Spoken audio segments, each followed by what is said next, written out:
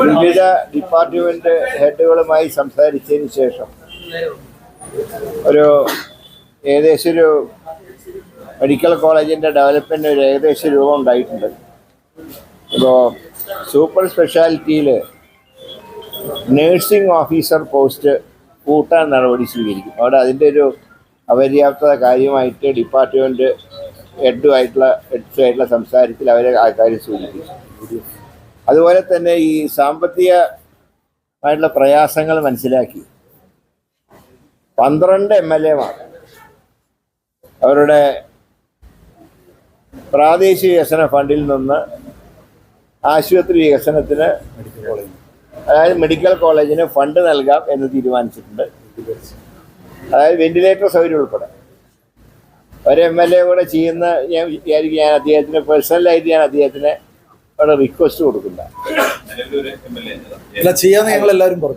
12 MLA-മാർ അവരുടെ ഫണ്ട് ഉപയോഗിച്ച് വെന്റിലേറ്റർ ഉൾപ്പെടെ നൽകാമെന്ന് സമ്മതിച്ചിട്ടുണ്ട്. ഒരു MLA എനിക്ക് നേരിൽ കാണാൻ കഴിഞ്ഞില്ല. അത് ഞാൻ നിയമസഭയിൽ വെച്ച് കാണുമ്പോൾ അദ്ദേഹത്തിനോട് ഞാൻ പേഴ്സണലായിട്ട് അഭ്യർത്ഥന നടത്തുന്നത്. അതെ, കാരണം അദ്ദേഹത്തിന് ഇന്നും അദ്ദേഹത്തിനെ കണ്ടില്ല, അതുകൊണ്ടാണ്. പിന്നെ അവിടെ കുടിവെള്ള പ്രശ്നത്തിൻ്റെ കാര്യമുണ്ട്, അതിന് പരിഹാരം ഉണ്ടാക്കും.